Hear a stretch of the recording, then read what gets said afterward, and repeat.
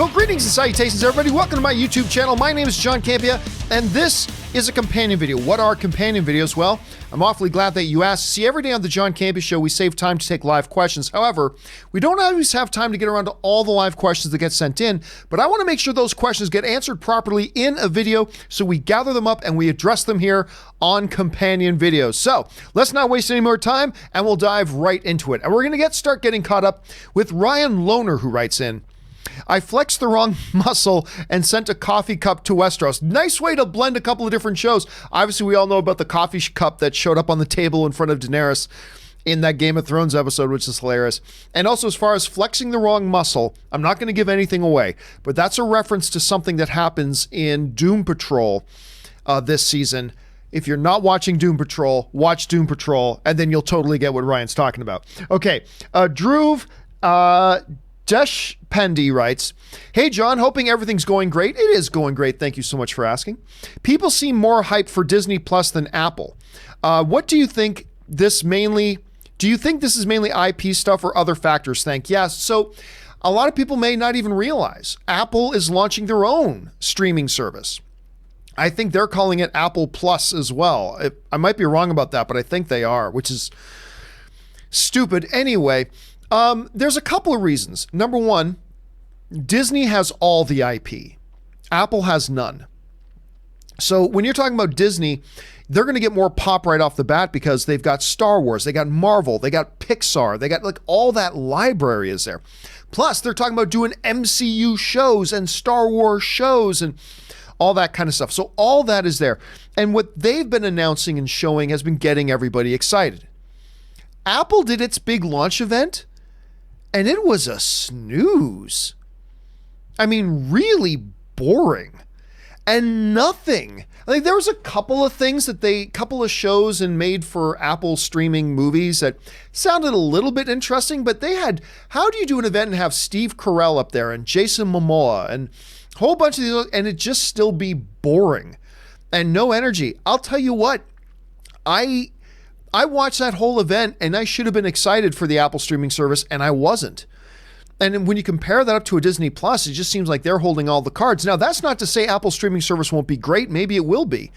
But right now, they're doing themselves no favors because I'm sensing no excitement for it. Like none whatsoever. And I'm an Apple guy. I love Apple. But I sense no excitement for this new streaming service whatsoever. Everett Lewis writes, saw that Ann was at AEW Double or Nothing. She was. Ann went to there's a brand new wrestling federation to compete with the WWE called AEW. That had their big first pay-per-view event, I should say, in Vegas this weekend. And with a friend of ours went to it. She had a good time. I'm so happy for the wrestlers to have an alternative to WWE. What are your thoughts on AEW? Well, basically is this. Number one, it is great for wrestlers to have more than one option. It's either WWE or nothing. But the other thing is, I think this is good for WWE because WWE was never more popular than during the Monday Night Wars. Like when WWE and WCW were both in existence and competing against each other, ratings for everything went way through the roof. And ever since they've been a monopoly, I mean, the ratings have been declining. I think this is going to be good for WWE. I think it's going to be good for wrestlers overall. I think it's going to be good for AEW if they can turn out a good product. And Ann said she had a great time. And if it all starts going well and you can actually get some good competition, I think this is going to be good for WWE as well. So we'll have to wait and see how that all turns out. All right. Garrett Couch writes, Godzilla tomorrow, early screening. Saw last one 8 times. Damn excited. I am also seeing Godzilla tomorrow. I'm going to see Ma and Godzilla tomorrow. Excited to see both of them. Can't wait to talk about them. I didn't love the last Godzilla movie, but I thought it was pretty good. But there's definitely a lack of Godzilla in the Godzilla movie. I'm sure they won't make that mistake again. Rob's already seen it and he loved it, so I'm looking forward to seeing it myself. All right. Where are we at here? Paths Unwritten writes, why do wrestlers think they can be movie stars? Well, I think first of all, most of them don't. It's just been the odd wrestler now and again that's tried. But remember, you've already accomplished half the battle with wrestlers, especially if you're a big popular wrestler. Because, listen, it's attractive to a producer to put somebody in a movie if they've already got a big audience and a big following of their own. Like back in the day, they tried it with Hulk Hogan because he was super popular. It didn't turn out to be a very good wrestler. They tried it with The Rock, and that has worked out. Dave Bautista's been working out, but these are like 1 out of every 1,000 that works out. And 1 out of every 1,000 that they really try. There haven't been that many wrestlers that they've actually given a real significant push to try to get them into the movies. It hasn't happened often. So when we sit back and think about it, it has been a very small number. But you're talking about guys who play a character. It's very different from real acting, but still they play a character. They're popular. They have big social media followings. There's a lot of stuff like that. But let's face it, everybody thinks they can be an actor. Everybody thinks acting is the easiest thing in the world. So it's no surprise that some wrestlers would think that as well. All right. Dane Thompson writes, my favorite part of Solo was Lando and Kira. Spinoff? I doubt it. First of all, I don't even think, even with all of the make Solo 2 happen stuff going, and even though I quite liked Solo, I don't see there being a good case to be made to remake it, let alone doing a spinoff. So I don't think so. I liked Lando and I liked Kira in it, but I liked a lot about the movie, but I can't see them doing a spinoff. Hopefully I'm wrong. It'd be great if they did, but I really don't see a good argument being made about why you should and why it would be successful if you did. So I'm going to guess no. Beto Robles writes, Brightburn is amazing. Sequel with a Batman kid. I would love to see that. Now, I'm trying to remember the name of it, but I remember John Schnepp introduced me to this comic. It was a limited series comic that was basically what happens if Batman was bad. And it wasn't Batman, it was a totally different character, but it was like a Bruce Wayne type of character. This guy, this super rich guy, just human, no superpowers, but is completely villainous and bad. And what happens then? And it was fascinating. I'm kicking myself. I'm sure some of you guys will remember the name of it. Just drop it down in the comment section below. I can't remember it off the top of my head, but I remember it was fabulous and wonderful. You take something like that, like where the Bruce Wayne kid sees his parents murdered, but instead of deciding to fight injustice now, he just decides, F the world, and he's going to make the world burn. Or something. That would be cool to see. That would be very cool to see. All right. Darth Sidious writes, hi, John. When is The Lion King coming out? I believe the release date for Lion King is July 19th. So about a month and a half from now, a little over a month and a half away. It's getting close. Lone Wolf FX6 writes, Quicksilver sweet dream scene, pure gold. Best part of X-Men Apocalypse. I think that was the best part of X-Men Apocalypse. I love the X-Men movies. I did not like X-Men Apocalypse all that much, but I think that scene of him doing the speed stuff, it doesn't top, I don't think, the Quicksilver scene from First Class, or from Days of Future Past, I should say. I don't think the Sweet Dreams scene tops that scene, his Quicksilver scene from Days of Future Past, but it comes close and it's a really, really good scene. I do like that one. All right, Square Wheel writes, love the timer. When it hits 0, have a graphic that makes whomever is talking get dusted. So I introduced something new on the John Campea Show earlier today, but I introduced too much new. So I have been wanting for a long time to actually put in a shot clock. Because sometimes, hey, I admit it, I have a habit sometimes, and sometimes my guests do as well, of droning on too long on a topic. And before you know it, we've wasted like 10 minutes talking about a topic, right? So I've been wanting for a long time to put in a shot clock. So today I put in a shot clock, and I actually saw one of my favorite sports shows, pardon the interruption, has actually been using that for a while. And I've always thought it does a great job of keeping everything moving, making it crisp, moving on to the next thing and blah, blah. I've always liked that. What I should not have had in there, what I meant to take out, was the beeping, because the file I put in there has this beeping with the final few seconds, this really annoying beep, beep, beep, beep, like sort of thing. I meant to mute that when I brought it into the program, and I didn't mute it. So on top of having a new thing, the shot clock, there was also this really annoying beep, beep, beep, beep. Now I have fixed it. That won't be there again. That will not be there again. And I know there's some, like, I'm already getting some messages from some people that I know every time I do anything new on the show, I always get complaints, and that's normal. Me and Dennis used to talk about all the time, going like back 7 years ago. Whenever we do the slightest thing different, we get a lot of complaints. So I was prepared for that. So I know the clock is something different and something new, and it threw some people for a loop, but I love it. I'm definitely going to be keeping it, but I'm definitely getting rid of that annoying beep. That annoying beep will be gone. But I just like what it did. It kept the show going and kept it crisp. And because I've always wanted to try to keep the main topics to like a full half hour.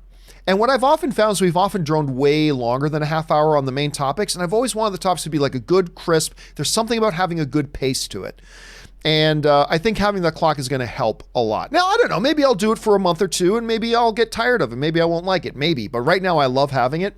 But the beeping was annoying. I'm sorry I didn't mute that out. It is now muted out. It won't be in the show again, I promise. But anyway, we'll see how that goes. But it would be cool if they could hit 0 and I could have some sort of visual effect to make us dust if we're still talking. That's funny. Let's see. Jaggy's Faction writes, hello from Finland. We won Ice Hockey World Cup versus Canada. Yes, you did. Now, you haven't heard me talk about the World Cup very much. Or the World Championships, I should say. I don't get I never have gotten too terribly excited about the World Hockey Championships because it's not your real teams, right? The NHL playoffs are going on. World Championships are just made up of whatever players happen to be available. So it's never been like the Canada Cup or the World Cup or the Olympics where it's actually everybody's putting on their best teams. But still, when you can beat a Team Canada in hockey, doesn't matter who's on that team, that's an impressive thing. And Finland's had a very good hockey program for very long. I've always liked watching the Finns play hockey. They play a really upbeat, exciting brand of hockey. And so tip of the cap to the Finns who beat Canada in the World Championships. Lone Wolf FX6 writes, long live the king. So hyped for Godzilla soon. I'm excited for it too. I mean, look, I was excited for it when they first announced it. I got especially excited for it when I saw the big extended previews. Then I got even more excited when Rob saw an early screening of it, and he loves it because I know he's a big Godzilla fan. And so he absolutely loved it. My hype's gone through the roof. I'm seeing it in about a day, so very excited. All right, Drew writes, finally saw Favreau Chef. Amazing. I love Chef. It's amazing that you get a filmmaker like John Favreau. For those of you who don't know what it is, so John Favreau plays a chef who decides to open a food truck making like Cuban sandwiches. When you look at a guy like Favreau, who's made Iron Man, who made Lion King, or who's making Lion King, who made Jungle Book, these big blockbuster films, right? Chef is completely different. It's a very much, at its heart, it's a little indie film. It's a passion film. It's just drives, no visual effects or CGI characters. It's just heart and passion in this great story with wonderful characters at its heart, and it makes you hungry. I really enjoy Chef. If you have not seen Chef, take Drew's advice and check it out because it's really, really quite good. One of Favreau's best films, I think. All right, Lone Wolf FX6 writes, Kingsman church scene, I lost my mind excited. That scene, first of all, even before that scene happens in the first Kingsman movie, I was already completely on board with that film. That film completely won me over. And, you know, we talked about Kingsman a little bit on the John Campea Show earlier today, and I said it was one of those surprise movies where I wasn't expecting a lot out of it. It didn't look all that great. And then I saw it, I was like, wow. Even before the church scene, I was like, I am all in on this movie. This movie's wonderful and entertaining and fun and all of that. And then the church scene happens. For those of you who haven't seen the church scene, I won't give anything away, but it involves Colin Firth just going nuts. Anyway, I'm not going to say anything else other than that. If you get a chance, check it out and you'll see what we're talking about. All right, Paths Unwritten writes, I liked Aladdin tons. Carpet/Iago deserved better. I don't know, man. I thought they represented Carpet pretty well, and I thought Iago, I thought that was a very creative way to do it because you can't do this movie and have Iago just with a regular speaking voice. Hey, everybody, I'm a parrot, and I just talk like this. But I wanted the parrot to have a little bit of personality, and the way they did Iago, I thought was very creative. It brought the humor to the character, but it still kept it a parrot. I don't want to get into it too much to explain it, but I actually thought that worked. But I'm glad you liked the movie, man, because I liked it more than I thought I would too. Okay, Joseph Mitchell writes, where we go here. Joseph Mitchell writes, have you seen the rumors that they are thinking about, yeah, you can ignore those. Have you seen the rumors that they are thinking about putting Deadpool in the MCU, either with a Disney Plus show or in Spider-Man 3? Gotta say, I love the Spidey 3 idea. You can ignore that. That's just BS people are making up. People are just making that up. First of all, they're years away from doing anything with Deadpool. They're not going to be bringing him in. They already confirmed at CinemaCon that Marvel is not going to be involved with Deadpool. Fox is going to be handling Deadpool. He's going to be outside of the MCU. Bob Iger has been very, very clear about that. Now, look, that's not to say minds can't change. We've seen that happen before in the movie business. Sometimes directors, sometimes producers, sometimes studios change their minds. All I'm telling you is that as of CinemaCon just a few weeks ago, Alan Horn, the High Lord of all Disney motion pictures, he's the head of Marvel, he is the head of Lucasfilm, he's the head of Pixar, he's the head of Disney Pictures, he's the head of everything in the movie division. He is the High Lord. He answers only to Bob Iger. And Alan Horn was on stage and made it very clear, they put it up in the presentation, they're keeping Deadpool under Fox. And Iger has revealed that they're open to doing R-rated material, but they'll keep it under a completely separate label because they don't want to confuse the audience. So all these rumors and everything, anybody can say anything. Hey, guess what? I just found out that let me pick somebody here. That the Flash, there's my Flash pop right there, is going to be, there's a Darth Vader pop right there. The Flash is going to be in the next Star Wars. I heard that. There, I just started a rumor. There you go. Now you can say rumors have it that the Flash is going to be in the next Star Wars. I shouldn't have said that because now you know it's actually going to run on some websites now. There are reports saying the Flash is going to be in Star Wars. I mean, so I wouldn't put any stock in that at all. Again, I'm not going to say it's impossible, because we have seen stranger things happen. But all I can say is, as a few weeks ago, Bob Iger and Alan Horn have been very, very clear about what they're doing with Deadpool. So I wouldn't pay attention to that at all. Darth Sidious writes, one of two.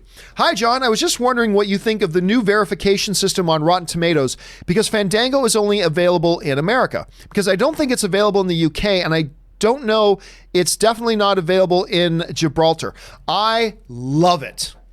I love it. And here's why. Before having a verification system, so for those of you who don't know, Rotten Tomatoes, they've always had two scores. Only one is really meaningful. That's the critics score. But they've also had audience scores. The problem is their audience scores have been completely worthless because they've had no way to verify that somebody going on there and registering a score has even seen the movie. And we have seen what happens now, that as soon as somebody has a political agenda against a movie, they organize and they go and review bomb things, and they get people going in to give negative scores to movies that they've never even seen.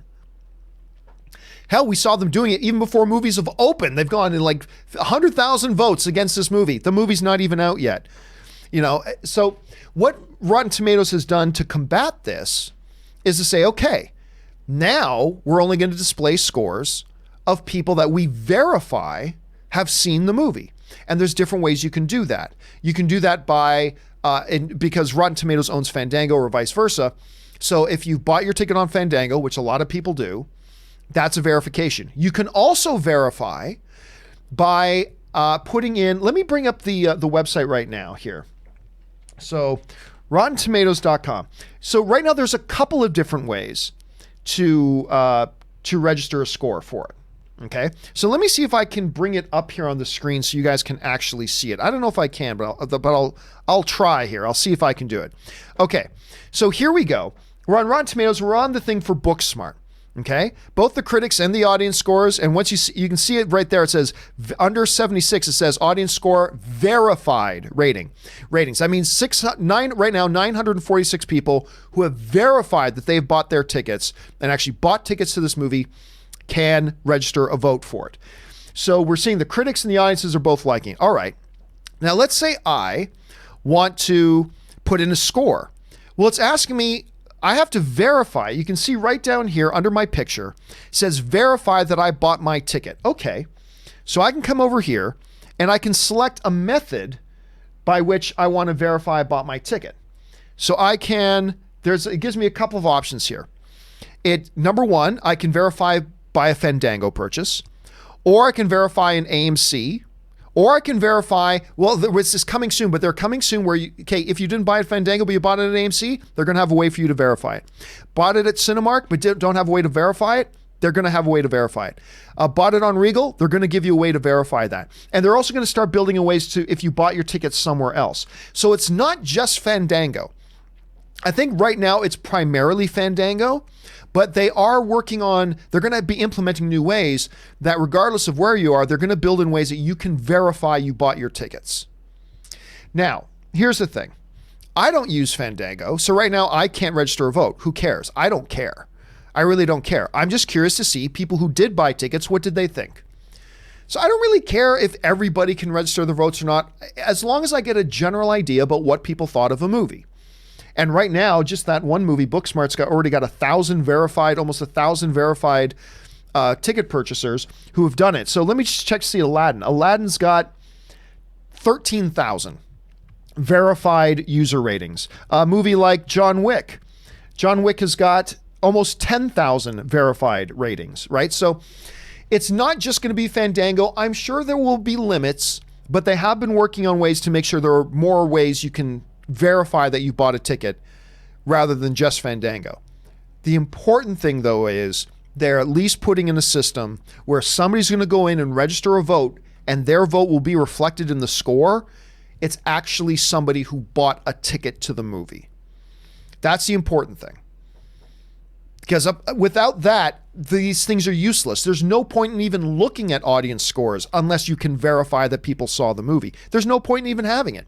So I think this is a huge step forward, and I think it gives these things a little bit more validity.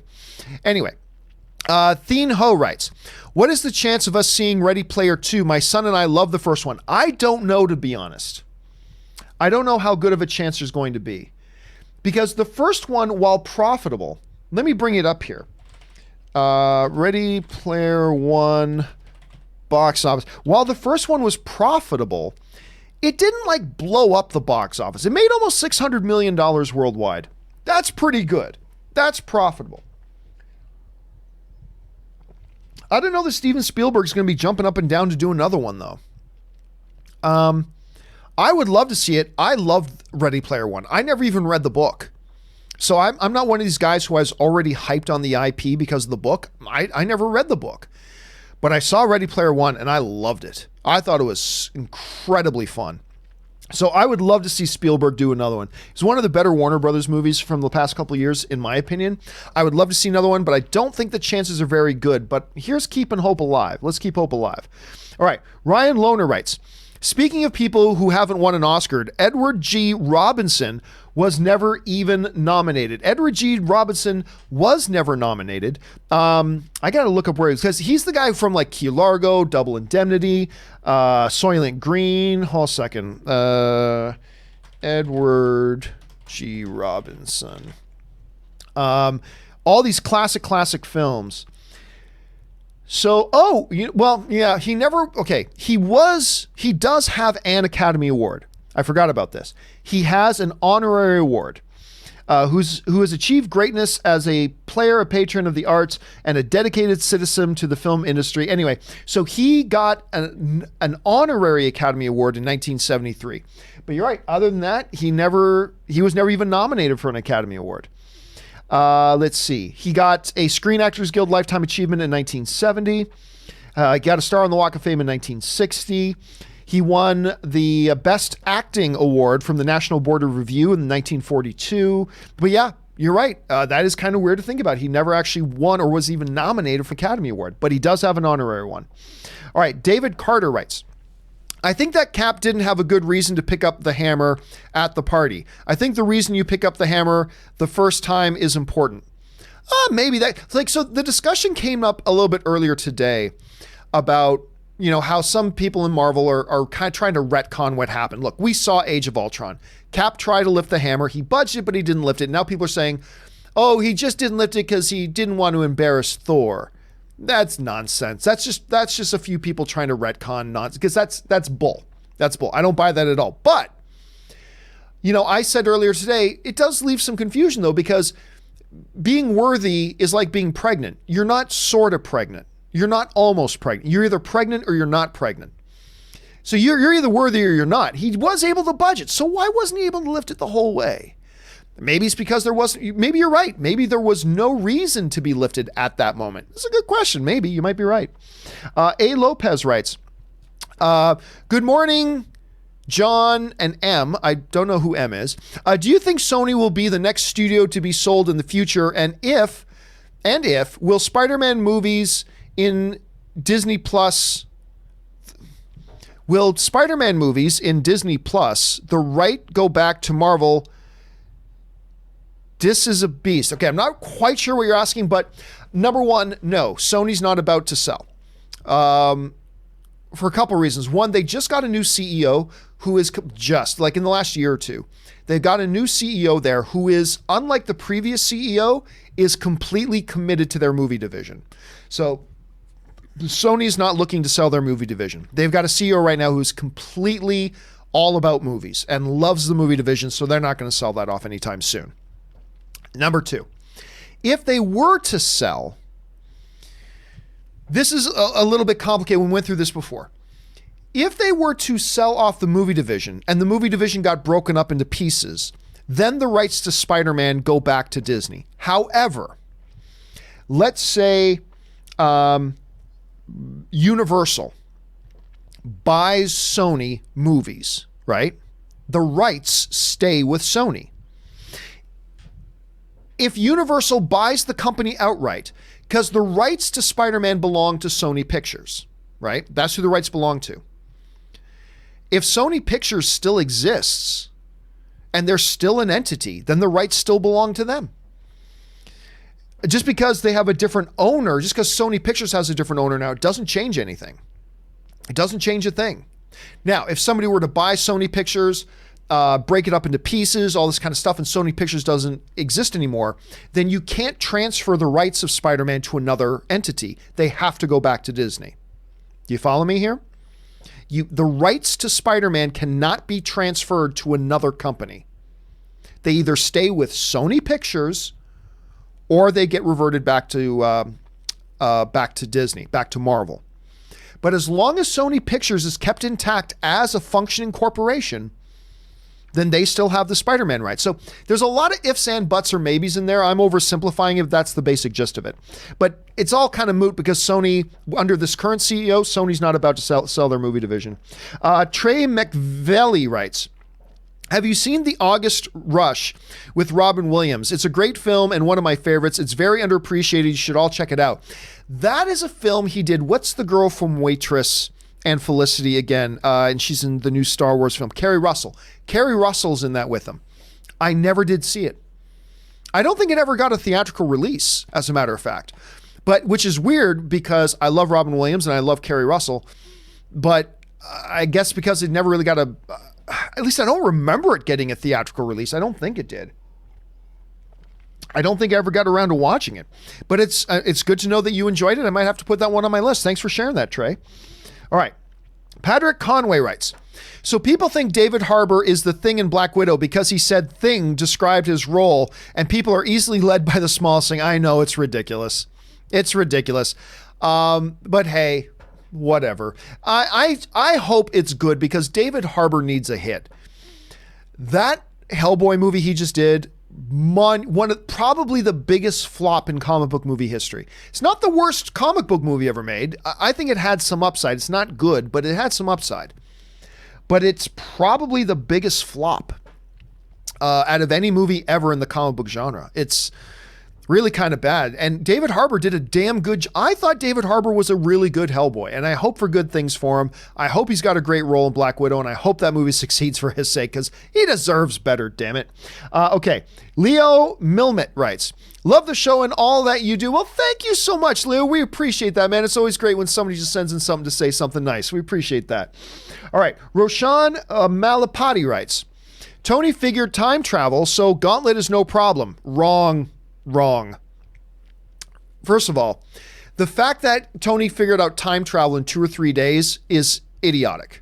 All right. Can't cure cancer, but I can figure out how to travel through time in like 3 days of thinking about it. Yeah, give me a couple days. I'll figure out time travel. It's so ridiculous.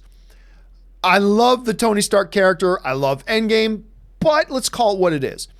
They have basically made Tony Stark a wizard. Tony Stark's a wizard.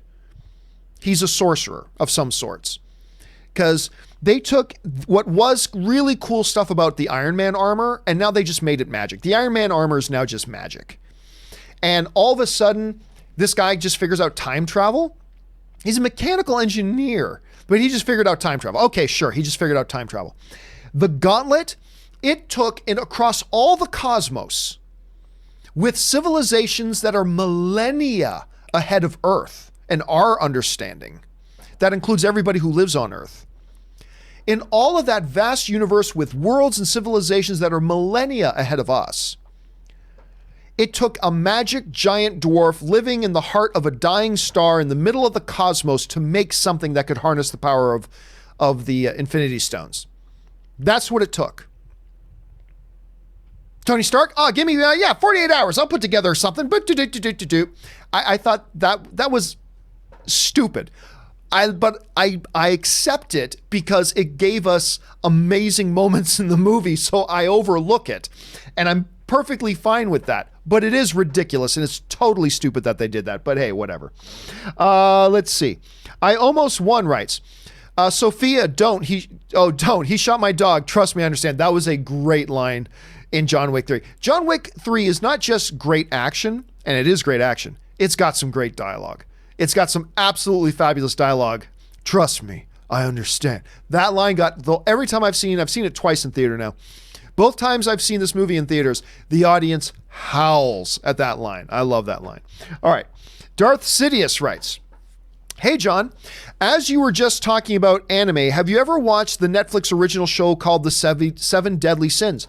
No, I'll be honest with you. I've never even heard of that one. So I'll have to check that one out. I'll have to ask Kaori because Kaori watches all that stuff. So I'll have to see what she thinks about that. I Almost Won writes, oh my God, John Wick 3, my mind is blown. Can't wait for 4. I'm getting that same response from everybody who's going in to watch John Wick Chapter 3 for the first time. It is remarkable and probably the most fun you'll have in a movie theater this year. I just can't get over it. I didn't think anything could top John Wick 1 as far as this kind of movie goes. Because John Wick 2 is great, but it's not as good as John Wick 1, in my opinion. I still really enjoyed John Wick Chapter 2, but not as good as John Wick 1. I was just hoping that John Wick Chapter 3 would also be really good, even if it's not as good as John Wick 1. But it's, in my opinion, it's the best of the trilogy so far. Just love it. I'm glad you enjoyed it. Okay. Irvine Studios writes, hey, John, death battle between Batman and Spider-Man. No time for preparation for both. Who wins? If Batman beats Superman, it's always going to be Batman. You know why? Because Batman doesn't need prep time, because Batman has already got a complete battle plan for every metahuman on the planet. He's already got it all figured out, exactly what to be. And if he doesn't have it figured out, he'll figure it out in the first 2-3 seconds of the fight. Realistically, it should be Spider-Man. He has the powers of the gods. But you know, in a comic book universe where Batman can beat Superman, he'll figure out a way because he's Batman. Anyway, Tiger Vision 98 writes, any updates on Snake Eyes, Solo, or other G.I. Joe? No plans that I know of for another G.I. Joe, but that Snake Eyes movie is coming. Take that to the bank. The Snake Eyes movie is being made. That much I can tell you. As far as another G.I. Joe film, don't hold your breath on that, but a solo Snake Eyes movie, that is happening. That is absolutely happening, so I can tell you that much. All right, and our final question of the day, and then we're all caught up, comes to us from Patrick Conway, who writes, watching A-Force without Widow leading the movie. Yeah, that would... You've got your arguably biggest star in not just the character, but the actor. Black Widow is your biggest marquee character because she's an OG Avenger. And arguably your biggest star, because Scarlett Johansson. Doing an A-Force movie, which is all the female Avenger characters, without Black Widow, that's like doing Justice League without Superman, which is what they kind of advertised for Justice League anyway, which was a bad marketing decision. But whatever. It's kind of like doing a Justice League without your Batman or Superman. It seems like you're starting with one foot back. But again, I have zero doubt Scarlett Johansson and Black Widow will be back. I have zero doubt. And it doesn't matter what lame kind of plot device they're going to use to do it, whether it's a different dimensions Black Widow, or it's a different timelines Black Widow, or they just resurrect Black Widow. She'll be back. I don't know if that's going to be next year. I don't know if it's going to be in 3 years. I don't know if it's going to be in 5 years. Black Widow will be back. You mark my words on that. She will. All right. I'm not saying I have any insider information. Just as a fan, I'm like, come on. This is the MC fake death universe. She'll be back. She'll be back. She'll be back. All right, guys, that will do it for this installment of the companion videos. We are now all caught up to date on all the stuff and all the questions and super chats that came in on this morning's John Campea Show. Thank you guys so much for sending that in. Not just because you give us great fun topics to talk about, but also because you support the channel along the way, and I'm very grateful for that. Anyway, guys, that'll do it for me for now. Don't forget to come on back tomorrow. Me, Kaori, and Robert Meyer Burnett will be back for a bunch of new stories. I'm already working on a bunch of stories here for tomorrow's show. Make sure you join us for the John Campea Show at 9 a.m. Pacific Standard Time in the morning. We'll look forward to seeing you there. That'll do it for now, guys. My name's John Campea, and until next time, bye-bye.